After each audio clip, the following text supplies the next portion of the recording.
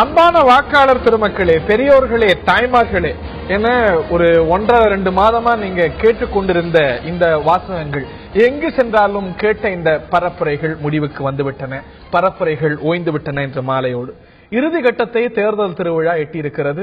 திங்கட்கிழமை இந்த நேரம் தமிழ்நாடு முடிவு செய்திருக்கும். தமிழகத்தை அடுத்த 5 ஆண்டுகள் ஆட்சி செய்ய போவது யார், முதலமைச்சர் யார் என்று. நீண்ட தேர்தல் இது. 72 நாட்கள் தேர்தல் அறிவிப்பு வெளியான நாளுக்கும் தேர்தல் நடக்கக்கூடிய தேதிக்கும் இடையே ஒரு 72 நாட்கள். இவ்வளவு நீண்ட தேர்தல் திருவிழாவை சமீபத்தில் தமிழகம் பார்த்ததில்லை. அரசியல்வாதிகளுக்கே சில சமயம் சலிப்பை ஏற்படுத்தக்கூடிய சூழ்நிலையை இந்த தேர்தல் திருவிழா ஏற்படுத்தியது என்றால் மிகையல்ல. ஆனால் பரபரப்புக்கு துளியும் பஞ்சம் இல்லாமல் இந்த ஒரு தேர்தல் திருவிழா நடந்தேறி வருகிறது. தயார் நிலையில் தேர்தல். தமிழக மக்கள் தங்களுடைய ஜனநாயக கடமையை ஆற்றுவதற்கு தயார் நிலையில் இருக்கிறார்கள். 100% வாக்குப்பதிவை நடத்த வேண்டும் என்று மும்முரமாக தேர்தல் ஆணையம் பல்வேறு பரப்புரைகளை, பல்வேறு பிரச்சாரங்களை செய்து வருகிறது. அரசியல்வாதிகளுடைய அனல் பறக்கும் பிரச்சாரங்களுக்கு மத்தியில் நான் ஏன் வாக்களிக்க வேண்டும் அப்படிங்கிற கேள்வி இயல்பா பலருக்கு எழுவதையும் நாம் பார்க்க முடிகிறது. பெரிய அளவுக்கு பணம் விளையாடுகிறது. இதுவரைக்கும் தேர்தல் ஆணையத்துடைய எஸ்டிமேட் படி 100 கோடிக்கு மேல பணம் பறிமுதல் செய்யப்பட்டிருக்கிறது. அதுல திருப்பியும் ஒப்படைக்கப்பட்டிருக்கிறது ஒரு 30 கோடிக்கு மேல பணம். எனில் இவ்வளவு பணம் விளையாடக்கூடிய தேர்தலில் நான் ஏன் வாக்களிக்க வேண்டும்? நான் வாக்களித்தால் என்ன மாற்றம் ஏற்பட்டுவிடும்? நான் வாக்களிக்க என்ன மாறிவிடப் போகிறது? இந்த கேள்வியும் எழுகிறது. இதனால் ஏன் வாக்களிக்க வேண்டும் என்ற கேள்வி எழுகிறது. இயல்பாகவே இந்த தேர்தல் முறை மேல சந்தேகம் எழக்கூடிய சிலரும் இருப்பார்கள். ஆனாலும் இது ஜனநாயக கடமை. இந்த ஒரு ஜனநாயக கடமையை ஆற்றுவது எல்லோருடைய பொறுப்பு, தலையாய கடமை என தேர்தல் ஆணையம் பிரச்சாரம் செய்கிறது. ஏன் நாம் வாக்களிக்க வேண்டும் அலசுவோம். இந்த அலசலில், இந்த விவாதத்தில் நம்முடைய அரசியல் விமர்சகர் டாக்டர் சுமன் சி ராமன் அவர்கள் இணைகிறார், மாணவி இந்துமதி அவர்கள் இணைகிறார், ஓய்வு பெற்ற ஐஏஎஸ் அதிகாரி திரு சந்தானம் அவர்கள் இணைகிறார், மற்றும் நடிகர் திரு மயில்சாமி அவர்கள் இணைகிறார்கள். இந்துமதிக்கு தான் இந்த சந்தேகம் அதிகமா இருக்கு இந்த பேனல்ல. நான் ஏன் வாக்களிக்க வேண்டும், நான் வாக்களிச்சா என்ன மாறிட போகுது அப்படின்னு. இத்தனை ஆண்டுகள் பல விஷயம் மாறி இருக்கிறது. ஏன் உங்களுக்கு இந்த சந்தேகம்? ஜனநாயகத்துல பாத்தீங்க அப்படின்னா நீங்க சொன்னீங்க தேர்தல் அன்றாட வாழ்க்கை வாழ்ற மக்களுக்கு இது ஒரு கடமை, உரிமை கூட அப்படிங்கிற மாதிரி நான் சொல்றேன். சோ இதுல பாத்தீங்க அப்படின்னா மக்கள் கிட்ட தேர்தல் அப்படிங்கிறது ஒரு கருத்து திணிப்பாதான் இருக்கோ வழியோ, அது ஒரு அரசியல் கடமை, அரசியலுக்காக ஒரு கடமையை பணியாற்றணும், நம்ம மக்களுக்காக ஒரு நல்லது நடக்கணும் அப்படிங்கிறதுக்காக தேர்தல் திணிப்புன்னு தான் நான் சொல்ல வரேன். எப்படி திணிப்புன்னு சொல்ல வரேன்னா, மக்கள் ஒரு சுய நினைவோட சுய சிந்தனைக்கு உட்பட்டு தேர்தல் வாக்களிக்கணும் அப்படிங்கறது என்னோட இதா இருக்கு. ஆனா மக்கள் கருத்து திணிப்புக்கு அந்த ஜனநாயக கடமையை மீறி மக்களுக்கு ஒரு திணிப்பா ஏற்பட்டுதான் இந்த நிறைய பேர் இந்த ஓட்டை செலுத்துறாங்க அப்படிங்கறத என்னோட வியூவா இருக்கு. அப்படி எப்படி சொல்ல முடியும்? இப்ப நீங்க என்ன பர்மா மாதிரி ஒரு திணிக்கப்பட்ட இல்ல என்ன சொல்றீங்க அப்படின்னா என்ன சொன்னீங்கன்னா, மக்கள் விரும்பிய நேரத்தில் ஆட்சி மாற்றங்கள் ஏற்பட்டிருக்கிறது. அந்த ஆட்சி மாற்றம் ஒவ்வொன்றும் அமைதியா ஆட்சி மாற்றங்கள் நடந்து கொண்டுதான் இருக்கு. ஏன்னா இது ஆப்ஷன் நம்மளுக்கு கிடையாது அப்படிங்கறதுனால இதை விட்டா அது, அதை விட்டா இது அப்படிங்கிற அந்த உட்பட்டு தான் நடக்குது. இதை விட்டா அது, அதை விட்டா இது. இந்த கட்சிகள் தாண்டி எத்தனையோ தனிப்பட்ட நபர்கள், எத்தனையோ சுயேட்சைகள், இவங்களும் கலால் இருக்கும்போது இவர்களை விட்டா அவர்கள், அவர்களை விட்டா இவர்கள் தேர்ந்தெடுப்பது மக்கள் தானே. ஒட்டுமொத்த மக்களை தேர்தல் பிரச்சாரத்துல நிறைய வேட்பாளர்கள் மக்களை போய் பாக்குறது ஓகே. பட் மக்களை போய் பார்க்கும்போது என்னை ஓட்டு போடுங்க, ஓட்டு போடுங்க, இது ஜனநாயக கடமை அப்படிங்கிற சொல்ற எத்தனையோ வேட்பாளர்கள் மக்களை அதுக்கப்புறம் கண்டுக்காம போற எத்தனையோ பேர் இருக்காங்க. நீங்க சொன்னீங்க ஒரு 20 நாட்கள் 30 நாட்கள் தேர்தல் வேட்பாளர்களுக்கு கழிச்சு போற நிலைமை இருக்கிறது. அவர்களை தண்டிக்கிறதுக்கான வாய்ப்பு, அவர்களை மாற்றுவதற்கான வாய்ப்புகள். நான் ஜனநாயக கடமைன்னு சொல்ற அந்த வேட்பாளர் நான் கொடுத்த வாக்குறுதிகளை நீங்க பண்ணல அப்படின்னா நீங்க என்ன தட்டி கேட்கலாம்னு சொல்லி எந்த வேட்பாளருமே சொல்றது. தட்டி கேட்கறதுக்கான வாய்ப்பு தானே இந்த தேர்தல் களம். தட்டி கேட்பதற்கான வாய்ப்புகள் இருக்கலாம். ஆனா இந்த வாய்ப்பு மக்கள் வேற விதமா செலுத்தணும்னு நினைக்கிறாங்க. ஆனா அதை செலுத்த முடியாத அளவுக்கு கருத்து திணிப்புகளோ மத்த பாத்தீங்கன்னா வேட்பாளர்களோட யார் அந்த கருத்து திணிக்கிறான்? எல்லா அரசியல் கட்சிகளும் எங்கள் முன்னால் இருக்கக்கூடிய விஷயங்கள் இது, நாங்க வந்தா இதை செய்வோம், இதை செஞ்சிருக்கோம், செய்ய போறோம், முன்னாடி செஞ்சிருக்கோம் சொல்றாங்க. ஏற்கிறவங்க போடுற ஓட்டு போடுறாங்க. கரெக்ட், நீங்க சொல்றது கரெக்ட். 5 வருடங்கள் நாங்க ஆட்சிக்கு வந்தா இதை செய்வோம், அதை செய்வோம் இலவசத்தை காட்டி எத்தனையோ பண்ற வேட்பாளர்கள் அடுத்த 5 வருஷம் அந்த ஜனநாயகத்தை முன்னேற்றணும் அப்படிங்கிற கடமையை விட்டுட்டு அடுத்த 5 வருஷத்துல ஓட்டு வாங்குறதுக்கு என்ன பண்றது, எந்த இலவசம் கொடுத்தா அடுத்த 5 வருஷத்துக்கான ஓட்டுகள் வரும் அப்படின்னு 5 வருஷம் பிளான் பண்ணி முடிக்கிறது கூட மக்களை பார்க்காம அவங்களுக்கு மிக்ஸி போயிடுச்சா, கிரைண்டர் போயிடுச்சா, அது போயிடுச்சா, இது போயிடுச்சான்னு அவங்க டைம் டேபிள் எடுக்கறதுக்குள்ளே அடுத்த 5 வருஷம் முடிச்சு அதுக்கு அடுத்த இந்த முறை மேலேயே உங்களுக்கு அடிப்படையா சில சந்தேகங்கள் இருக்கு. என்ன பயன் அதான் நான் கேக்குறேன். ஓகே, நான் டாக்டர் சுமந்த் அவர்கள்ட்ட கேட்க விரும்புறேன். 2014 சமீபத்தில் நடந்த நாடாளுமன்ற தேர்தலில் ஒரு பெரிய நம்பிக்கை பார்க்கப்படுச்சு. It was an election of hope. அது போல பல தேர்தல்களை பார்த்திருக்கோம். அது போல இந்த 2016 தேர்தல ஒரு நம்பிக்கை களத்தில் இருக்கக்கூடிய ஒரு தேர்தலா பார்க்க முடியுமா, இல்ல அப்படி சொல்வது அப்படிங்கிறது தவறான? இது வந்து ஒரு பெரிய, அதாவது ஒரு நம்பிக்கை ஊட்டும் ஒரு மிகப்பெரிய தேர்தலா நான் பார்க்கல. பப்ளிக் பெரும் அளவுல பாத்தீங்கன்னா இருக்கிற ஆப்ஷன்ஸ்ல எது ஒரு ஆப்ஷன் நம்ம தேர்ந்தெடுக்க வேண்டும் அப்படிங்கறது அந்த அடிப்படையில தான் அவங்க பாக்குறாங்களே தவிர இதை வந்து ஒரு பெரிய ஒரு நம்பிக்கையா அப்படியே தமிழ்நாடே வந்து மாற்றக்கூடிய ஒரு தேர்தலா வந்து மக்கள் பாக்குறதா எனக்கு தென்படல. ரெண்டாவது விஷயம், இவங்க சொன்னது போல அது வந்து கருத்து திணிப்புங்கிறதே கிடையாது. இப்போ இன்றைய காலகட்டத்தில் அட்லீஸ்ட் நீங்க 20 வருஷம் 30 வருஷம் முன்னாடி தனியார் தொலைக்காட்சி, தனியார் ஊடகங்கள் அவ்வளவு இல்லாத ஒரு காலகட்டத்தில் ஒன்னோ ரெண்டோ இல்ல ஆளுங்கட்சிக்கு சாதகமாக ஒரு அரசு இயந்திரம் செயல்பட்டால் அது மட்டும்தான் மக்களுக்கு போய் சேரும். இப்போ அந்த மாதிரியே இல்ல. நீங்க உங்களுக்கு இந்த சேனல்ல வரது பிடிக்கலன்னா இன்னொரு சேனல்ல போய் பார்த்து எதிர்மறையான ஒரு கருத்து வரதுக்கான வாய்ப்பு நீங்க பார்க்கலாம். மக்களுக்கு கருத்து திணிக்கப்படுகிறது அப்படிங்கிறது எந்த விதமான ஒரு சப்ஸ்டன்ஸோட இன்றைய காலகட்டத்தில் நம்ம சொல்ல முடியாது. ரெண்டாவது, சுயமாக மக்களுக்கு வாக்களிக்கும் மற்ற மாநிலங்கள் போல் வன்முறை அதிகமாக இல்லாத மாநிலம் தேர்தல்ல தமிழகம். நிச்சயமா வந்து அது வன்முறை பெரிய அளவில் இல்லாத ஒரு மாநிலம். மக்கள் வந்து தங்களுக்கு முன் வைக்கப்பட்டிருக்கிற அனைத்து சாய்ஸஸ்களை அதை யோசித்து தைரியமாக எந்த ஒரு பயம் இல்லாமல் வாக்களிக்கிறதுக்கான வாய்ப்பு இருக்கிறது. அதனால வந்து இது வந்து ஒரு டெமோக்ராட்டிக் ப்ராசஸ் நம்ம செலிப்ரேட் பண்ணோம். யார் ஜெயிக்கிறாங்கிறது வேற. இந்த ஜனநாயகத்தை இந்த அளவுக்கு நாம் வளர்த்து விட்டிருக்கிறோம்ங்கிறது நாட்டுக்கும் மாநிலத்துக்கும் மிகப்பெரிய வெற்றி. ஒரு பெரிய நம்பிக்கைக்குரிய தேர்தலா நீங்க பார்க்கல, ஆனாலும் இதுல வந்து இதன் மேல ஒரு பெரிய சந்தேகப்படுறதுக்கான அவசியம் இல்லைன்னு கருதுறீங்க. இதுல இந்த ஒரு சந்தேகத்தை தொடர்ந்து பல தேர்தல்களா வலுப்படுத்தி வரக்கூடிய விஷயம் வந்து பெரிய அளவுக்கு பணம் பிடிப்படுகிறது அப்படிங்கிறது. இதுவரைக்கும் இல்லாத ஒரு சாதனை தமிழ்நாட்டில் இந்த தேர்தலில் நிகழ்த்தப்பட்டிருக்கிறது. 100 கோடிக்கு மேல பணம் பறிமுதல் செய்யப்பட்டிருக்கிறது. அதுல திருப்பி ஒப்படைக்கப்பட்டிருக்கிறது ஒரு 30 கோடிக்கு மேல என்றாலும் கூட இந்த எண்ணிக்கை 50 கோடியா இருந்தது, 70 கோடியா போன தேர்தல் மாதிரி 100 கோடி அப்படிங்கிற அளவுல இந்த தேர்தல் இருந்திருக்கிறது. இதுவரைக்கும் மற்ற மாநிலங்கள்ல நடக்காத ஒரு விஷயம் அப்படிங்கிறது நிச்சயமா வேதனையோட பார்க்கக்கூடிய ஒரு விஷயம் தான். இதையும் மீறி நம்பிக்கைக்குரிய விஷயங்கள் சேர்ந்தே இருக்கின்றன. நாம் ஏன் வாக்களிக்க வேண்டும்? நான் திரு சந்தானம் ஐஏஎஸ் அவர்கள்ட்ட கேட்க விரும்புறேன். 100% வாக்குப்பதிவை பதிவு செய்யணும் அப்படின்னு தேர்தல் ஆணையம் தயாரா பிரச்சாரம் செய்யக்கூடிய தேர்தலில் தான் 100 கோடிக்கு மேல பிடிபடுகிறது. எப்படி நம்பிக்கை வரும்? ஒரு சகோதரி சொல்லக்கூடிய அவநம்பிக்கை இயல்பானதுதான். பணம் பிடிபட்டதுங்கிறதாலேயே ஒரு தேர்தல் முறையை நம்ம குறை சொல்ல முடியாது. ஏன்னா நமக்கு இருக்கிற ஆட்சி முறைகளிலேயே மிக குறைவான தீங்கு உடையது எதுன்னு எடுத்துக்கிட்டோம்னா அது ஜனநாயகம். அன்டவுட்லி.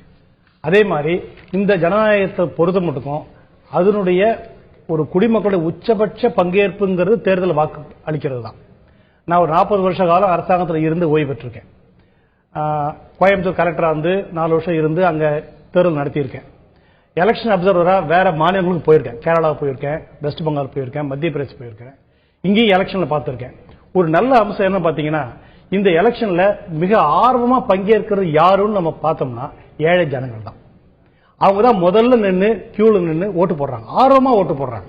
படித்தவர்கள் பணக்காரர்கள் இருக்கக்கூடிய தென்சென்னை நாடாளுமன்ற தொகுதி தான் சமீபத்திய தேர்தலில் நாடாளுமன்ற தேர்தலில் மிக குறைவான வாக்கு சதவீதம் பதிவு செய்த தொகுதி. பாமரர்கள் அதிகம் இருக்கக்கூடிய தர்மபுரி தான் மிக அதிகமான வாக்கு சதவீதத்தை பதிவு செஞ்ச தொகுதி. எனவே ஏழைகள் அதிகமா பங்கேற்கிற இந்த ஒரு தேர்தல் நிகழ்ச்சியை வந்து நம்ம குறை சொல்ல முடியாது. ஏன்னா தேர்தல் கமிஷன் ஒவ்வொரு தடவையும் இதை எப்படி வந்து செம்மைப்படுத்துறதுங்கிறதுல முயற்சி எடுத்துட்டு இருக்காங்க. போன தேர்தலை விட இம்முறை தேர்தல் கமிஷனுடைய நடவடிக்கைகள் செயல்பாடு செம்மை பெற்றிருக்கு. நிச்சயமா. ஏன்னா நான் இன்னும் கூட சொல்ல போனோம்னா ஆரம்ப காலத்துல கலர் பெட்டி வச்சு ஓட்டு போட்டுட்டு இருந்தாங்க. அப்புறம் அந்த பேலட் பேப்பர் வச்சு போட்டாங்க. இன்னும் ஞாபகம் இருக்கு எனக்கு.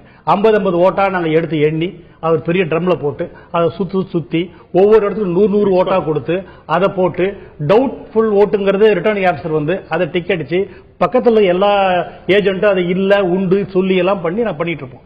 ஆரம்பிச்சோம்னா காலையில் கவுண்டிங் ஆரம்பிச்சோம்னா மிட் நைட் 3 மணி 4 மணின்னு முடியும். அதை முடிச்சுதான் நம்ம இவிஎம் கொண்டோம். எலக்ட்ரானிக் ஓட்டிங் மிஷின் கொண்ட பிறகுதான் அது கூட சேலஞ்ச் பண்ணாங்க. Electronic voting machine tamper proof கிடையாதுன்னா கேஸ் எல்லாம் போட்டாங்க. அப்போ சுப்ரீம் கோர்ட் வரைக்கும் போயிட்டு பார்த்ததுல அவங்க என்ன சொன்னா இதுல எந்த டைரக்ஷன் கொடுக்க நான் தயாரா இல்ல. இன்னமும் கூட இருக்கு. இன்னும் ஒரு மாநிலத்தில் அந்த ஹைகோர்ட்ல அந்த கேஸ் பெண்டிங்காவும் இருக்கு. அப்ப என்ன சொன்னா அங்க we leave it to the consultation Election Commission, let them consult people அப்படின்னு சொல்லி முடிவு பண்ணாங்க. அப்புறம் தான் நம்ம இந்திரேசன் கமிட்டின்னு ஒண்ணு போட்டு ஐஐடி சென்னை அவர் தலைமையில போட்டு இது முடிவு பண்ணும்போது இந்த விவிபிஏடின்னு ஒரு முறையை கொண்டாங்க. அதாவது voter verified paper audit trail அப்படின்னு சொல்லி ஒரு நம்ம இதுல வந்து 17 சட்டமன்ற தொகுதிகளில் அந்த முறை இருக்கு. 14ல இன்ட்ரோடியூஸ் பண்ணப்பட்டது. இப்ப 17 சட்டமன்ற தொகுதியில் அந்த முறை இருக்கு. அதுல எப்படி பாத்தீங்கன்னா நீங்க ஓட்டு போட்ட அந்த மிஷின்ல நீங்க ஓட்டு போட்டவருடைய கட்சியினுடைய சின்னம் உங்களுக்கு தெரியும். அதுக்கு பிறகு அந்த பேப்பரை கட்டாயம் உள்ளே விழுந்து போகும். உங்களுக்கு சந்தேகமா இருந்தா பின்னாடி வந்துச்சுன்னா அதை எடுத்து பார்க்கவும் செய்யலாம். இன்னும் சுப்ரீம் கோர்ட் என்ன சொல்லிருக்காங்கன்னா 2019க்குள்ள இந்த விவிபிஏடி எல்லா இடங்களிலும் அமல்படுத்தணுங்கிற ஒரு கண்டிஷனை போட்டிருக்காங்க. நான் எலெக்ஷன் கமிஷன்ல க்ளோஸா பார்த்திருக்கேன். ஒவ்வொரு தடவையும் இதை எடுத்து அவங்க அடுத்த 5 வருஷம் ஆராய்ச்சி பண்றாங்க. அந்த எலெக்ஷன்ல என்ன நமக்கு தவறா போயிருச்சு, எதனால நம்ம எலெக்ஷன் கமிஷனுடைய நம்ம முழு திருப்தி அடையலன்னு சொல்லி ஒரு தடவையும் கூர்மைப்படுத்திட்டே இருக்கிறாங்க. எப்படி சாணி தீட்டுற மாதிரி பண்றாங்க. எலெக்ஷன் கமிஷன் செஞ்சாலும் அதை விஞ்சக்கூடிய அளவுக்கு புதிய சவால்கள் வந்துட்டே தான் இருக்கு. அது இன்னொன்னு பாக்கணுங்க. இதுல வந்து என்ன நீங்க நம்ம தமிழ்நாட்டை பொறுத்த மட்டும் அப்படி நம்ம ஒரு பணபலம் தான் முயற்சி பண்ற அதுக்கு ஒரு ரோல் இருக்கு. இல்ல யாரும் தடுக்க முடியாத அளவுக்கு போயிட்டு இருக்கு. அதை எப்படி தடுக்கிறதுங்கிற முறையில எலெக்ஷன் மிக தீவிரமா இப்ப ஈடுபட்டு இருக்காங்க. என்ன கேட்டா ஒரு டிஸ்ட்ரிக்ட்டுமே ஒரு ஐஜி லெவல்ல ஒரு போலீஸ் அப்சர்வரே போட்டிருக்காங்க. ஒரு அசம்பிளி கான்ஸ்டிடுவன்சிக்கு ஒரு ஜெனரல் அப்சர்வர் இருக்காங்க. 2 அசம்பிளி ஒரு எக்ஸ்பெண்டிச்சர் அப்சர்வர் இருக்காங்க. 2 அசம்பிளி கான்ஸ்டிடுவன்சி ஒரு ஜெனரல் அப்சர்வர் இருக்காங்க. அவங்க பூராவும் போய் பார்க்க தான் தடுத்தாங்க. ஏன்னா அப்படி இல்லாட்டி நம்ம இது வந்து அன்செக்கடா போச்சுன்னா சரியா போகும். இப்போ ஒரு போலீஸ் ஸ்டேஷன் போட்டதாலேயே அங்க குற்றம் பூரா போயிடாது. ஒரு கோர்ட் இருக்கிறதாலே குற்றங்களை நடைபெறாம இருக்குன்னு சொல்ல முடியாது. நடைபெறுகிற குற்றங்களை தடுக்க நடவடிக்கை எடுத்தோமாங்கிறது முக்கியம். அந்த வகையில் இந்த தேர்தலில் அந்த நடவடிக்கைகளை எலெக்ஷன் தன்னுடைய முழு பலத்தையும் உபயோகப்படுத்தி எடுக்கிறாங்க அப்படின்னு தான் நான் நினைக்கிறேன். ஒவ்வொரு தேர்தலையும் தேர்தல் கமிஷனுடைய நடவடிக்கை செம்மைப்பட்டே வந்திருக்கிறது. முதல் தேர்தல் இந்தியா சந்தித்த முதல் தேர்தலை பொறுத்த வரைக்கும் வாக்காளர் பட்டியல்ல பெண்கள் வந்து தங்களுடைய பேரை சொல்லவே தயங்கினாங்க. இன்னாருடைய தாய் இன்னாருடைய மகள் அப்படிதான் பதிவாச்சு. ஆனா அதுல இருந்து இன்னைக்கு நாம வந்திருக்கக்கூடிய தூரம் ஒரே ஒரு point to add to it. அதாவது பணம் வாங்குறவங்க மேல நடவடிக்கை எடுக்கிறது தான் லாங் டேர்ம் சொல்யூஷன். ஏன்னா பணம் மேல நடவடிக்கை எடுக்கணும். அது வந்து தேர்தல் ஆணையத்தில் என்ன சிக்கல்னாக்க இது வந்து ஒரு கொல்யூஷன். பொதுமக்கள் வந்து பணம் யாராவது கொடுத்தாங்கன்னா பெரும் அளவுல ஒரு எவ்வளவு ஊர்ல நீங்க சாலை மறியல் பார்த்திருக்கீங்க. எல்லாத்துக்கும் சாலை மறியல் இருக்குல்ல தமிழ்நாட்டுல. பணம் வந்து கொடுத்தாங்க எங்க ஊர்ல நாங்க சாலை மறியல் பண்றோம் அந்த கட்சி மேல நடவடிக்கை எடுக்கணும் எவ்வளவு ஊர்ல பாக்குறீங்க? பாக்குறது இல்ல. சோ என்ன பிரச்சனைனா மக்களிடையே நம்ம எவ்வளவு பேசினாலும் இதுல வந்து ஒரு எலிமெண்ட் ஆஃப் கொல்யூஷன் இருக்கு. அதாவது கட்சிகள் கொடுப்பதும் மக்கள் வாங்குவதும் அதுல வந்து அவர்களுக்குள்ளே ஒரு அண்டர்ஸ்டாண்டிங் மாதிரி வந்த பிரச்சனையினாலதான் தேர்தல் ஆணையத்தினுடைய பணி இன்னும் கடுமையாக இட் பிகம்ஸ் மோர் டிஃபிகல்ட். ஏன்னா ஒரு பல இடங்களில் மக்கள் வந்து ஆர்ப்பாட்டம் செஞ்சு இவங்களை பிடிச்சு கொடுத்தாங்கன்னு வச்சுக்கோங்க, தேர்தல் ஆணையம் நடவடிக்கை எடுக்கலாம். சோ என்னன்னா இவர் சொன்னாரு வந்து இது கொல்யூஷன் அப்படிங்கிற மாதிரி சொல்றாரு. பணம் கொடுக்கறவங்களை தண்டிக்கிறது ஒரு பக்கம் இருந்தாலும் பணம் வாங்குற அந்த பணத்தை வாங்குறவங்களை தண்டிக்கணும்னு சொல்றாரு. நான் ஏன் தேர்தல் வேணாம் வாக்களிக்க வேணாம் அப்படின்னு சொல்றேன்னா இதுக்கு ஒரு காரணம் இருக்கு. என்ன காரணம்னா வாக்காளர்கள் வந்து இருக்காங்க, மக்களுக்கு அது உரிமை. ஆனா வந்து அந்த வேட்பாளர்கள் திணிக்கப்படுறதுனாலதான் மக்களே வாங்குறாங்க. அப்படி இருக்க போது வேட்பாளர்கள்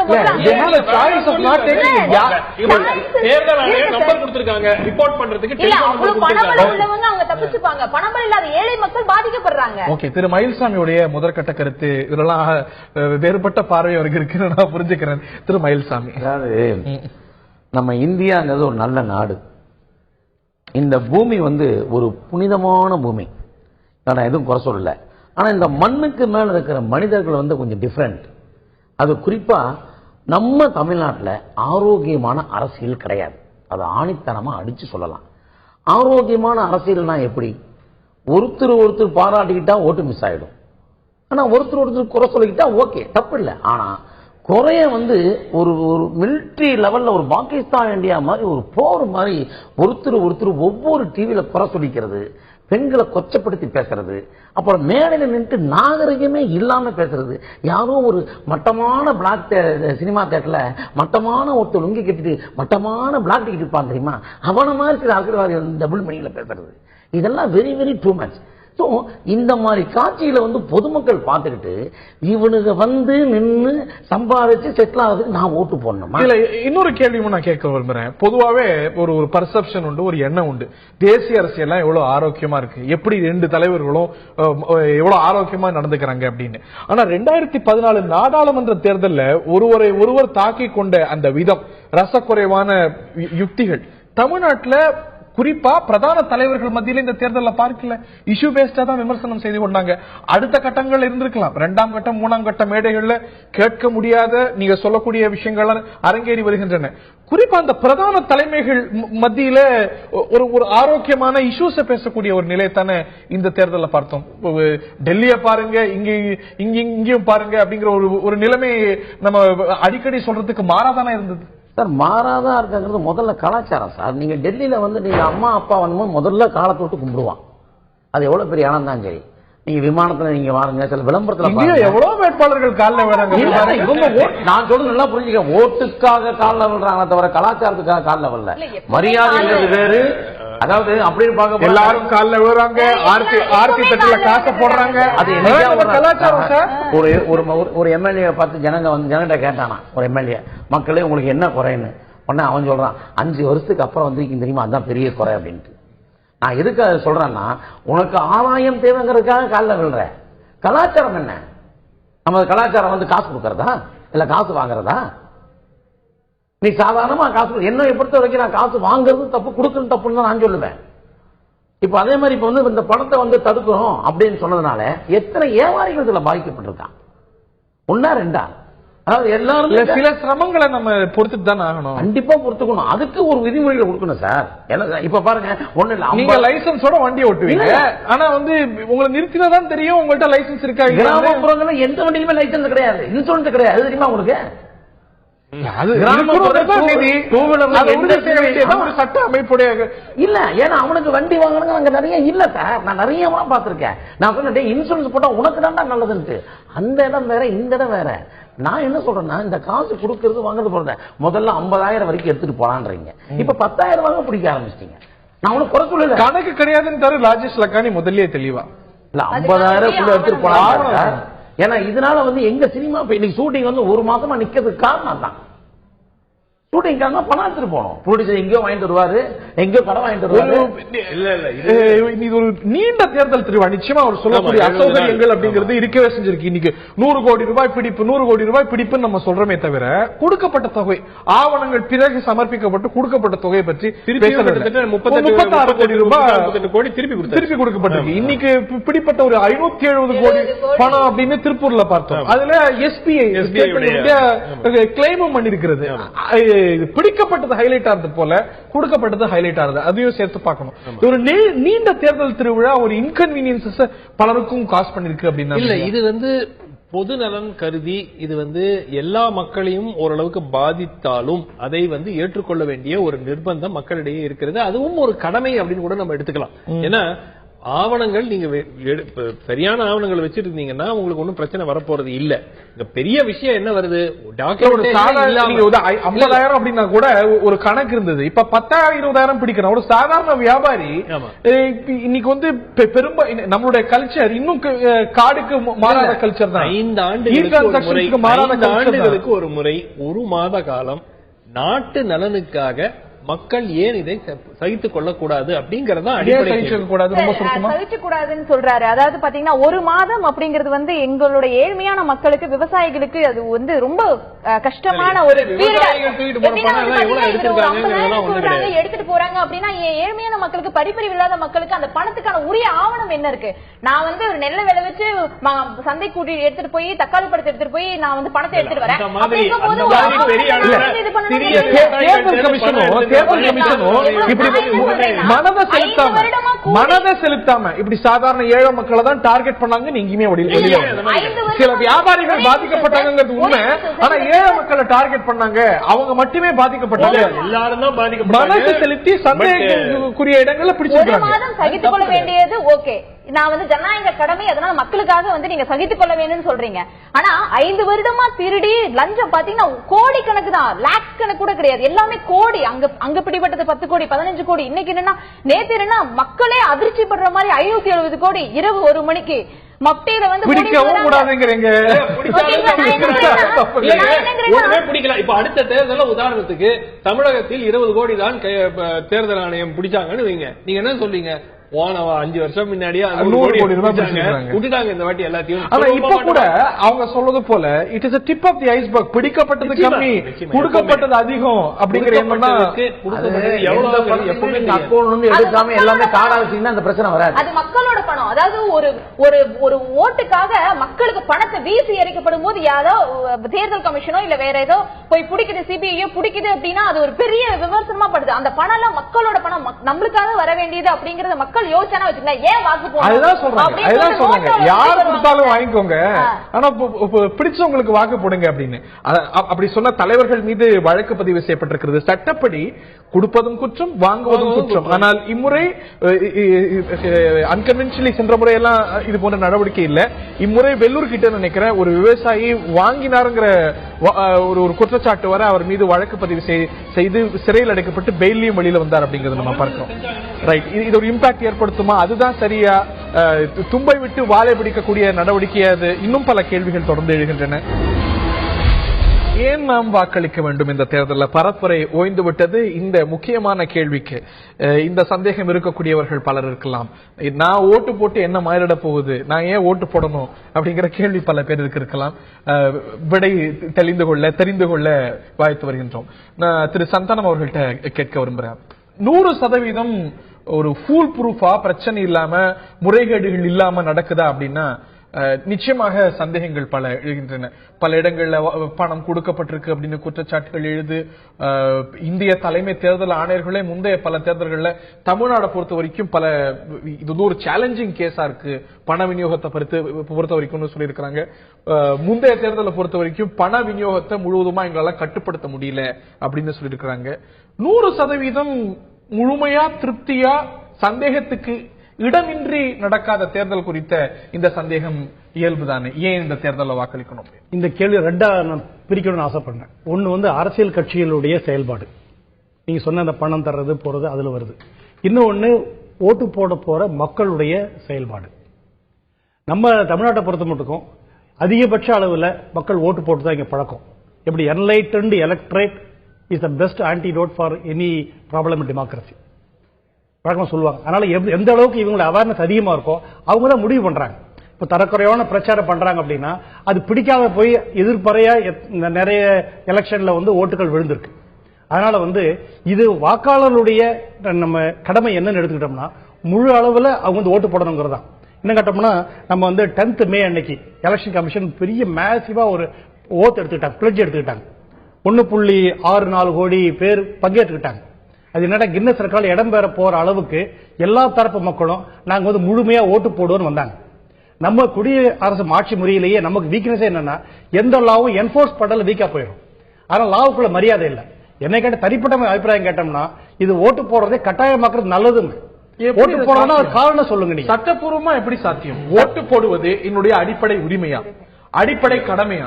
ரெண்டும் இல்ல, நான் ஏன் ஓட்டு போடணும்? என்னுடைய கருத்துல வந்து ஓட்டு போடுவது ஒவ்வொரு குடிமகனுடைய உரிமை. It is not a fundamental right. It is a legal right. டெமோக்ரஸியில ஓட்டு போடுறதுங்கிறது ஒவ்வொரு குடிமகனுடைய உச்சகட்ட பங்கேற்பு. அந்த உச்சகட்ட பங்கேற்பு வந்து எடுத்துக்கல அப்படின்னா அந்த குடியாட்சி முறையை அவர் அவமதிக்கிறாருன்னு எடுத்துக்கணும். ஏன்னா குடியாட்சி முறை தான் நம்ம இருக்கிறோம். அதுல ஒரே முறை இப்படி changing the government by ballot not by புல்லட்ங்கிறதா டெமோக்ரஸியோட வெரி ஸ்ட்ராங் பாயிண்ட். அதுல கலந்துக்கல அப்படின்னா அந்த முறையை பத்தி குறை சொல்ல எந்த விதமான அருகதையும் ஒரு ஆளுக்கு போய் சொல்லக்கூட முடியும். அதனாலதான் நான் சொல்றேன் அதிக அளவுல பங்கேற்கணும். ஏன்னா நம்ம இதுல பொறுத்த மட்டும் கலந்துக்கிறதுக்கு உரிமை இருக்கிறது போல கலந்து கொள்ளாமல் இருக்கிறதுக்கு உரிமை இருக்கணுமோ? இல்ல, கலந்து கொள்ளாம இருக்கிற ஆட்கள் ரொம்ப மைனாரிட்டி. ஏன்னா எம்பி எலெக்ஷன் பாத்தீங்கன்னா எம்எல்ஏ எலெக்ஷன் 78.3% ஓட்டு போட்டிருக்காங்க. 2011 2014 MP எலெக்ஷன்ல கூட 73.8 பேர் ஓட்டு போட்டிருக்காங்க. ஏன்னா திரும்பி இடம்பெயர்ந்தவங்க இருப்பாங்க, டிரான்ஸ்ஃபார்மர் இருப்பாங்க, அப்படிலாம் எடுத்துக்கிட்டு பாத்தீங்கன்னா ஒரு 5% 10 இப்படி போக கூட முடியும். அதனால நம்ம இதில் பொறுத்த மட்டும் வாக்காளர் பெருமளவு வந்து ஓட்டு பண்ணிக்கிறாங்க. அதனாலதான் இந்த நோட்டா கூட தனி சிம்பிளே வச்சிருக்காங்க. ஏன்னா வாக்காளர்களை எப்படியா கொண்டு வரணும். பிசிக்கலி ஹேண்டிகேப்ட் வராங்களா அவங்களுக்கு உண்டான அந்த வீல் சேரோட போட்டு கொண்டு வந்து ஏற்பாடு பண்ணிருக்காங்க. முன்னாடி ஒரு ஷாமியான போட்டிருக்காங்க. நான் சொல்ல வரது அரசியல் கட்சிகளோட செயல்பாடு தனியா விட்டுருங்க. வாக்காளருடைய கடமை ஒன்று இருக்கு. வாக்காளருடைய கடமை அன்னைக்கு 14ஆம் தேதி வந்து முழு அளவுல திரண்டு வந்து ஓட்டு போறது அவங்களுக்கு முக்கியமான கடமை. அதை புறக்கணிக்கிறது ஜனநாயகத்தை நீங்க வந்து அவமதிக்கிறது ஈடாக முக்கியமான ஒரு பாயிண்ட். நம்ம எப்பவுமே பர்ஃபெக்ஷன், அதாவது எல்லாமே 100க்கு 100 சரியாக இருந்தால்தான் நான் வாக்களிப்பேன், உண்மையாக ஒரு நேர்மையான ஒரு வேட்பாளர் இருந்தால் தான் நான் வாக்களிக்கிறேன், சும்மா ரூல்ட் அவுட், அது வந்து யூட்டோபியா. அந்த மாதிரி ஒரு சூழல்ல நம்மளுடைய தினசரி வாழ்க்கையிலேயே எவ்வளவு விஷயங்கள் 100க்கு 100 சரியாக இருப்பதில்லை. அதை வந்து நம்ம ஏற்றுட்டு அட்ஜஸ்ட் பண்ணிட்டு தான் நம்ம போறோம். அதே மாதிரி தான் இதுவும். என்ன முக்கிய காரணம் என்னன்னா, நீங்கள் வாக்கு ஏன் அளிக்க வேண்டும், ஒண்ணு வந்து ஜனநாயக கடமை அதெல்லாம் சொன்னா கூட குறைந்த தீமையை நீங்கள் தேர்ந்தெடுக்கலாம். அதாவது உங்களுடைய வாக்கு, நீங்கள் வாக்கு அளிக்காததனால் ஒரு அதிக தீமை வந்து நடக்கிறதுக்கான ஒரு வாய்ப்பு இருக்கிறது, வெற்றி பெறுவதற்கான வாய்ப்பு இருக்கிறதுங்கிற அடிப்படையில் நம்ம பார்த்துட்டு at least I vote for the lesser evil. ஏன்னா டைரக்டா அந்த பாதிப்பு வந்து யாருக்கு? உங்களுக்கு தான் பாதிப்பு. நீங்க வாக்கு அளித்தாலும் உங்களுக்கு பாதிப்பு, வாக்கு அளிக்கலனாலும் உங்களுக்கு பாதிப்பு இருக்கு இல்லையா?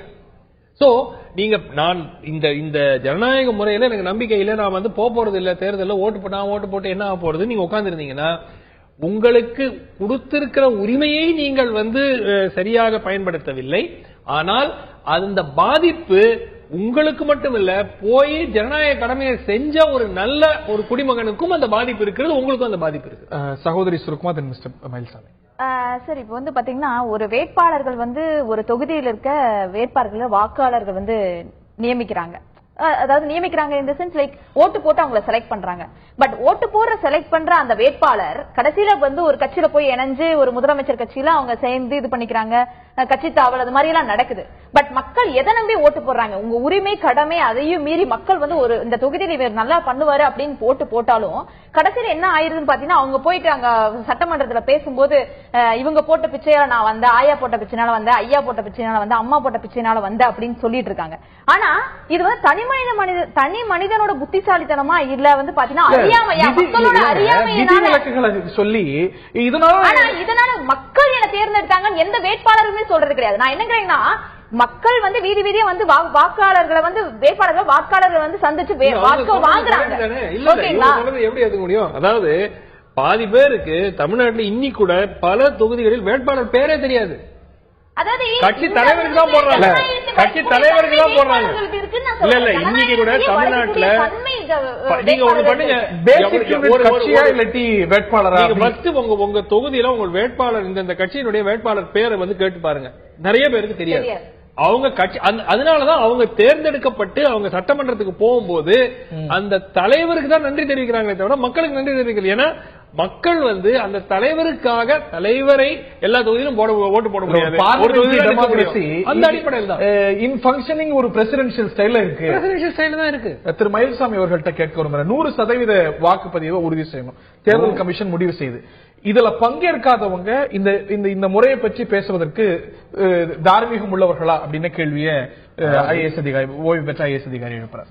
100% ஓட்டு போடுவது என்பது ஒரு ஆரோக்கியமான விஷயம், நல்ல விஷயம். ஆனால் திணிக்கிறது இனிக்காது. 10% பேர் ஹாஸ்பிட்டல்ல படுத்திருக்கான், அவனெல்லாம் போய் நீங்க எப்படி ஓட்டு வாங்க வைப்பீங்க? நான் என்ன சொல்றேன்னா, ஜனங்களா பார்த்து இலவசத்தை கொடுங்க, பணம் கொடுங்கன்னு கேட்கவே இல்லை. இதை கத்துக் கொடுத்தது அரசியல்வாதிகள் தான். இப்ப அரசியல்வாதி கொடுக்க ஆரம்பிச்சிட்டாங்க, அவங்களும் வாங்க ஆரம்பிச்சிட்டாங்க. அதே நேரத்தில் அவங்களும் 5 வருஷம் என்ன வந்து பார்க்கல, வந்து எட்டி பார்க்கலாம், அவங்களும் குறை சொல்லக்கூடாது. என்ன காரணம்னா, மேல் மட்டத்திலிருந்து கீழ் மட்டம் வரைக்கும் எல்லாம் கரெக்டா இருந்ததுன்னா நம்ம நியாயம் பேசலாம்.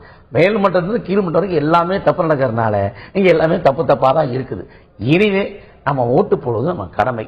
கண்டிப்பா நாளைக்கு மறுநாளுக்கு எப்போ ஓட்டு போட சொல்லுவாங்க அங்க எல்லாரும் போய் போனாங்க நான் வேண்டிக்கிறேன். இல்ல ஒரே ஒரு பாயிண்ட், இந்த திணிப்பு அப்படிங்கறத நான் ஏத்துக்க மாட்டேன். ஏன்னா தேர்தல் ஆணையம் 100% சொல்லும் போது 100% நடக்காதுன்னு அவங்களுக்கும் தெரியும். ஏன்னா திரு மயில்சாமி சொல்ற மாதிரி சில பேர் ஹாஸ்பிட்டல் இருப்பாங்க, சில பேர் வெளிநாடு போயிருப்பாங்க, சில பேர் வெளியூர் போயிருப்பாங்க, வெளி மாநிலத்தில் இருப்பாங்க, அவங்களால வாக்களிக்க முடியாது, 100% வரல. ஆனால் ஒரு இலக்குன்னு நம்ம செட் பண்ணும் போது let us target the best அப்படிங்கிற எய்ம் ஃபார் தி ஸ்கை. தேர்தல் ஆணையம் வந்து போன வாட்டி 73% தமிழ்நாட்டில் வந்துச்சு, இந்த வாட்டி 75% நம்ம வந்து டார்கெட் பண்ணலாம்னு சொல்ல முடியாது. இன்டர்னலா நிச்சயமா தேர்தல் ஆணையம் ஒரு நம்பர் வச்சிருப்பாங்க. சரி, ஒரு 80% வந்தால் நமக்கு அது வெற்றியாக நம்ம கருதலாம் அப்படிங்கறது அவங்களுக்குள்ள பேசி முடிவெடுத்திருப்பாங்க. ஆனால் நம்ம எப்பவுமே ஒரு டார்கெட் செட் பண்ணும்போது எய்ம் ஃபார் தி ஹையஸ்ட். 100% வராதுன்னு எல்லாரும் இந்த தேர்தல் ஆணையம் தெரியாதா? 30 வருஷத்துக்கு முன்னால 60க்கு மேல தாண்டாது. ஆனா படிச்சவங்க ஓட்டு போட்டா அந்த நாடு நல்லா இருக்கு. நாங்க இப்ப படிச்சவங்க ஓட்டு பண்றாங்க, அப்ப 80 தாண்டல.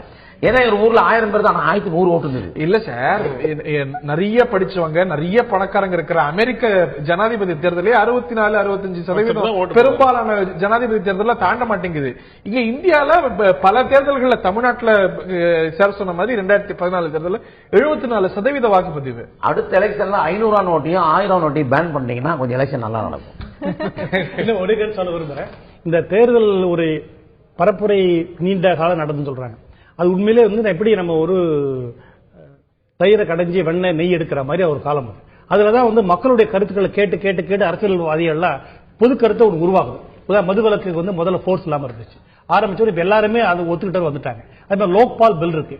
அதனால ஒரு செக்ஸ் அண்ட் பேலன்சஸ் உருவாக்கணும் ஒவ்வொருத்தரும் நினைக்கிறாங்க. இது இந்த மாதிரி தேர்தலில் தான் உருவாகி வருது. இல்லன்னா ஒரே ஆடிட்டே இருந்தாங்கன்னா மக்கள் பார்ட்டிசிபேஷன் இல்லைன்னா இந்த மாதிரி நல்ல செயல்கள் வராமலே போயிடும்.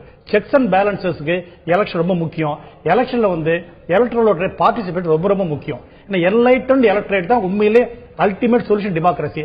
அதுக்கு எலக்ட்ரேட் வரணும்னா கட்டாயமான ஓட்டு போடுற சதவீதம் மிக அதிகபட்சமா கூடணுங்கிறத தவிர வேற எந்த மார்க்கமும் கிடையாது. ஏன்னா சாதாரண ஜனங்கள் சரியான முடிவு எடுக்கிறாங்க. இது வரைக்கும் பார்த்தால தேவையான மாத்துறாங்க. ஒரு பக்கம் தீர்ப்பளிக்கிறது இல்ல, பாராளுமன்றம் ஒரு ஓட்டு போடுறாங்க, சட்டமன்ற ஒரு ஓட்டு போடுறாங்க. எப்படி எப்படி அவங்களுடைய ஒவ்வொரு தேர்தலையும் சரியாகவே கையாண்டு எல்லா தேர்தலையும் சரியான முடிவை தான் இந்திய வாக்காளர்கள் எடுத்திருக்கிறாங்க அப்படின்னா மிக இல்ல. நம்ம சாதாரண மனிதனுடைய ஜட்ஜ்மெண்ட் வந்து முடிவை ஏத்துக்க எப்படி சரியான பெஸ்ட் டிசிஷன்ங்கிறது அது என்ன அடிப்படையில் நீங்க பெஸ்ட் டிசிஷன் சொல்றீங்க? உறுதியா சொல்ல முடியும். இந்திய வாக்காளர்கள் வந்து இல்ல அதாவது மக்கள் தீர்ப்பு இல்ல நம்ம ரொம்ப நாளா சொல்லிட்டு இருக்கோம். ஆனா இதுதான் பெஸ்ட் டிசிஷனாங்கிறது நமக்கும் தெரியாது. பெரிய தீங்குகளை நீக்கி இருக்கிறாங்க. நீங்க சொல்றது போல சில காலகட்டத்தில் ஹிஸ்டாரிக் மொமெண்ட்ஸ்ல நிச்சயமாக மக்கள் அந்த மாதிரி தேர்ந்தெடுத்திருக்காங்கன்னு சொல்லலாம். ஆனால் தொடர்ந்து எல்லா தேர்தலிலும் மக்கள் எடுக்கும் முடிவு சரியான முடிவா தான் இருந்திருக்கு. எமர்ஜென்சிக்கு பிறகு ரூல் வந்த பிறகு மெஜாரிட்டி டிசிஷன் கரெக்டா தான் இருக்கணும். மெஜாரிட்டி எப்பவுமே கரெக்டா தான் இருந்திருக்கு. இது வரைக்கும் தேர்தல் தவற போனதே கிடையாது. அதனால அதிகபட்ச பங்களிப்பு தான் நம்முடைய குடியாட்சி முறைக்கு அற்புதமான ஒரு மருந்து. ஒரு எமர்ஜென்சிக்கு பிறகு ஆட்சி மாற்றம் ஏற்பட்டது. ஒரு ஸ்திரமான ஆட்சி வேணுங்கிற பொழுது திருப்பும் அந்த ஆட்சி வந்தது. ஆனா பல சமயங்கள்ல ஒரு மெச்சூர்டான டிசிஷனை தான் இந்திய எலக்டரேட் கொடுத்திருக்காங்க. ஒரு தொடர்ந்து அவநம்பிக்கையை வெளிப்படுத்துறீங்க. இன்னைக்கு நோட்டாக்கு வாய்ப்பு இல்லை அப்படிங்கிற ஒரு சூழ்நிலை நோட்டாவும் கொடுக்கப்பட்டது. நோட்டா வந்து பேலட் பாக்ஸ்ல இல்ல, என்னுடைய ரகசியம் காக்கப்படலை அப்படின்னு சொல்லப்பட்டது. பேலட் பாக்ஸ்லயும் சேர்ந்து அதுக்கு ஒரு சின்னமும் வந்திருக்கிறது. ஒவ்வொரு தேர்தலையும் இந்த தேர்தல் முறையானது செறிவடைந்து மேலும் மெருகேறி வருது அப்படிங்கிற திரு சந்தானமுடைய கருத்து தானே சரியா இருக்க முடியும்? இல்ல சார், அவர் சொன்ன மாதிரி அதாவது இந்த தேர்தல் முறை வந்து இவர் பரப்புரையில ஸ்டார்ட் பண்ணி இப்ப 60% கிடைக்குமா 70% கிடைக்குமா அப்படிங்கிற எண்ணத்தை உருவாக்குற இன்ன வரைக்குமே தேர்தல் ஒரு நடைமுறை ஒரு குழப்பத்தை தான் ஏற்படுத்திட்டு இருக்கோம். வழியோ அதர்வைஸ் ஒரு மக்களுக்கான சதவீதம் ஓட்டு வாங்குறது என்ன குழப்பம் இல்ல. நான் நல்லது அப்படிங்கறது ஒரு பக்கம் இருந்தா அது இன்னும் மக்கள் கிட்ட இருந்து வருமா, நாம போட்டிருக்கோமே இவ்வளோ எஃபெக்ட் கிடைக்குமா ஈல்டு கிடைக்குமா அப்படின்னு எதிர்பார்த்துட்டு இருக்க குரூப் ஒரு பக்கம் பொலிட்டீஷியன்ஸ் இருக்கிற பட்சத்துல ஒரு பக்கம் வந்து விமர்சகர் இருக்காங்க, ஒருத்தர் பக்கம் கருத்து திணிப்பு இருக்கு, கருத்துக்கள் போயிட்டு இருக்கு. அப்படிங்கிற போது நான் என்ன சொல்ல வரேன்னா சார், இதுல என்னன்னா அதாவது ஒரு வேட்பாளர் வந்து ஒரு இலவசத்தை கொடுக்கறாங்க அப்படிங்கிற போது மக்கள் வந்து ஏதோ ஏழ்மை மக்களுக்கு கொடுக்கலாம், அதை இல்லாதப்பட்டவங்களுக்கு கொடுக்கலாம். பட் ஆனா இவங்க ஏன் வந்து இலவசத்தை அப்படிங்கறது வந்து அந்த ரெண்டுத்தையுமே யூஸ் பண்ணிக்கிறது இல்ல. ஏழ்மை ஓட்டுக்கு பணம் கொடுக்கறது இல்லாட்டி ஓட்டுக்காக இலவச பொருளை கொடுக்கறது அப்படிங்கிறது குற்றம், சட்டப்படி குற்றம். ஆனா இலவசம் நீங்க எதை சொல்றீங்களோ அது சப்ஜெக்டிவ். சுப்ரீம் கோர்ட் தெளிவான தீர்ப்பு கொடுத்திருக்கிறது. ஒரு திட்டமாக நாங்கள் ஆட்சிக்கு வந்தால் இதை செய்வோம் அப்படின்னு அறிவிப்பது அப்படிங்கிறது குற்றம் அல்ல. அது வந்து உங்களுக்கு இலவசமா படலாம், இன்னொருத்தருக்கு அது தேவையா இருக்கலாம். அப்ப அந்த தேர்தல் அறிக்கையில நிறைய இலவசம் கொடுக்குறாங்களா, அதுக்கு என்ன பேர்? அது குற்றம் அல்ல அப்படின்னு உச்சநீதிமன்றம் சொல்லிடுச்சு. உச்சநீதிமன்றமே சொல்லியிருக்காங்க.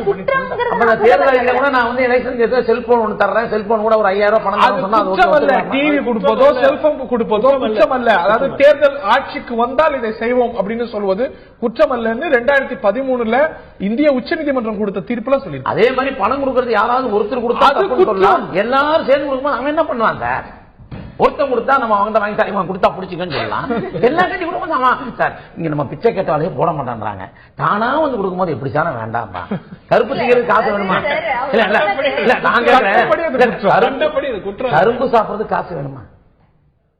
என்ன சார் ரொம்ப பிரவுன் சுகர் சாப்பிட்டா அது தப்பு சார். இல்ல இது அதான் கேட்கிறேன். ஒருத்தம் கொடுத்தா உண்மையில தப்பு ஒத்துக்கிறேன். எல்லா கட்சிக்காரும் போட்டு கொடுக்கும் போது அவன் என்ன சார் பண்ணுவான்? யோசனை பண்ணி பாருங்க.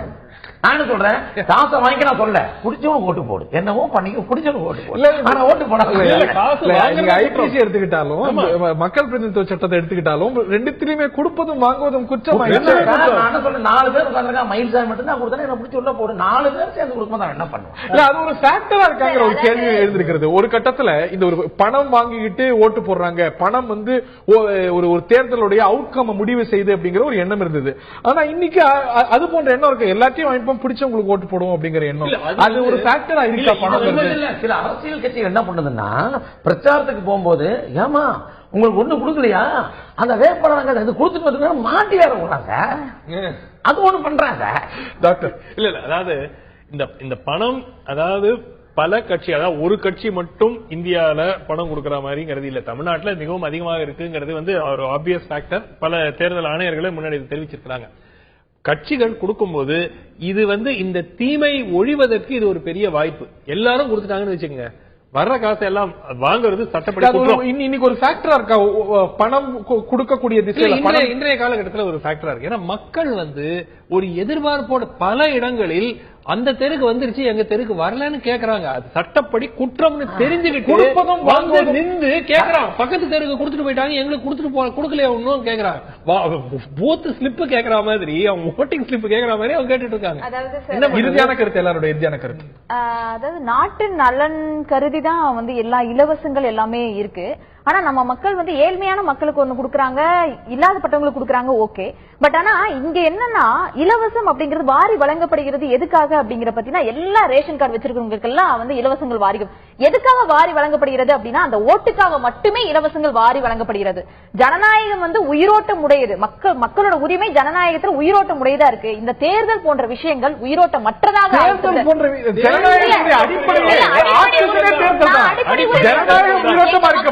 தேர்தல் இல்லாம சைனா மாதிரி ரஷ்யா மாதிரி ஒரு சைனா மாதிரி கொண்டு வரணும். வாழ தெரியும் தான். ஒரு இலவசம் வந்து எங்க மக்களை வாழ வைக்க போறது கிடையாது, ஓகேங்களா? அன்றாட வாழ்க்கைக்கு தேவையான வசதிகளை செஞ்சுக்கிறதுக்கு மக்கள் கிட்ட அது தனி விவாதம்.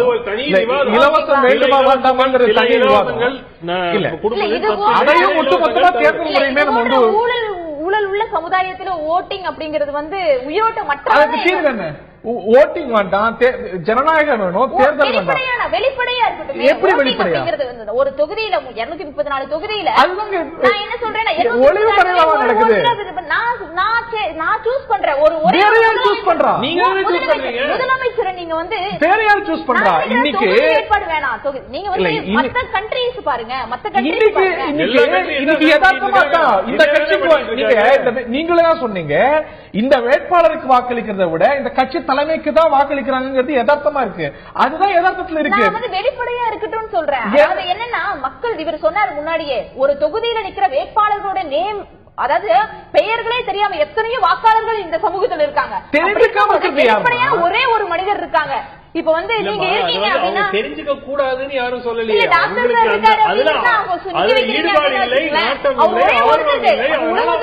நம்ம ஒட்டுமொத்த தமிழ்நாட்டுக்கே தெரியும் இவர் தான் நிக்க போறாரு, அப்ப இவர் நல்லா பண்ணுவார்.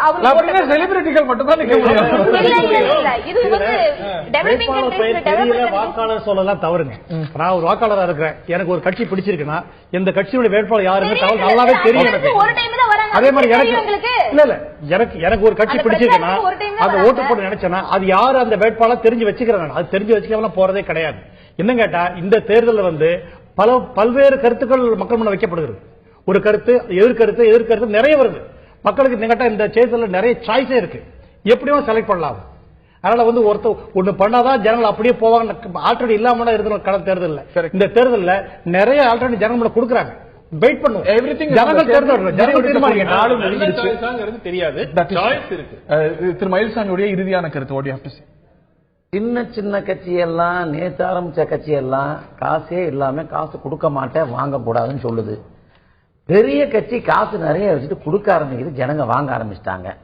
நான் சொல்றேன், சின்ன கட்சிக்கு இருக்கிற தைரியம் பெரிய கட்சிகளுக்கும் இருந்தால் அவங்களும் காசு கொடுக்காம ஓட்டு வாங்குறது நல்ல விஷயம். நான் இறுதியா சொல்றேன். பண விநியோகம் அப்படிங்கிறது தொடர்ந்து பல தேர்தல்கள்ல சவாலாக இருந்துட்டு வந்துட்டு இருக்கு. இந்த முறையும் நிச்சயமாக அந்த சவாலை தேர்தல் ஆணையம் எதிர்கொண்டு வருகிறது. முந்தைய ஒரு இந்திய தலைமை தேர்தல் ஆணையரே சொன்னது போல தமிழ்நாட்டில் இது ஒரு மிகப்பெரிய சவாலாக இருக்கிறது. மற்ற மாநிலங்களை காட்டிலும் 100 கோடி ரூபாய் மற்ற மாநிலங்கள்ல தேர்தல் நடக்கக்கூடிய மற்ற மாநிலங்கள்ல இல்லாத அளவுக்கு, இதுவரை எந்த மாநிலத்திலும் இல்லாத அளவுக்கு 100 கோடி ரூபாய் பறிமுதல் செய்யப்பட்டிருக்கு. திருப்பியும் சில கொடிகள் ஒப்படைக்கப்பட்டிருக்கின்றன. நிச்சயம் சவால்கள் இருக்கின்றன, குறைபாடுகள் இருக்கின்றன. ஆனால் அதை மீறிய நிறைகள் ஒவ்வொரு தேர்தலையும் இருக்கவே செய்து கொண்டிருக்கிறது. ஒவ்வொரு பிரச்சனையும் சிறப்பாக தேர்தல் ஆணையம் ஒவ்வொரு தேர்தலையும் கையாண்டு வந்து கொண்டிருக்கிறது. அதற்கு சவால் விடும் வகையில் பல புதிய பிரச்சனைகளும் பெரிய பிரச்சனைகளும் உருவாகி வருகிறது அப்படிங்கிறதுல மாற்றுக்கிறது இல்லை. ஆனால் எல்லோரும் வாக்களிக்க வேண்டிய அவசியம் இருக்கிறது. இது 5 ஆண்டு ஒரு முறையாவது ஒவ்வொரு குடிமகனுக்கும் கிடைக்கக்கூடிய ஒரு வலுவான ஒரு ஆயுதம். நிச்சயமாக அந்த ஒரு வலுவான ஆயுதத்தை நல்ல காரணத்துக்காக நிச்சயமாக நாம் பயன்படுத்த வேண்டிய ஒரு முக்கியமான கட்டத்தில் இருக்கின்றோம். 100% வாக்கை 100% போலிங்கை எட்டுவோம் அப்படின்னு தேர்தல் ஆணையம் சொல்கிறது. நிச்சயமாக கணிசமாக ஒரு பிரம்மாண்டமான ஒரு போலிங் இருக்க வேண்டும். இது தமிழ்நாட்டுக்கும் ஜனநாயகத்துக்கும் நல்ல. நிகழ்ச்சியில பங்கு கொண்ட விருந்தினர்கள் அனைவருக்கும், பார்த்த நேர்களுக்கும் நன்றி. இன்னொரு நிகழ்ச்சியில் சந்திப்போம். வணக்கம்.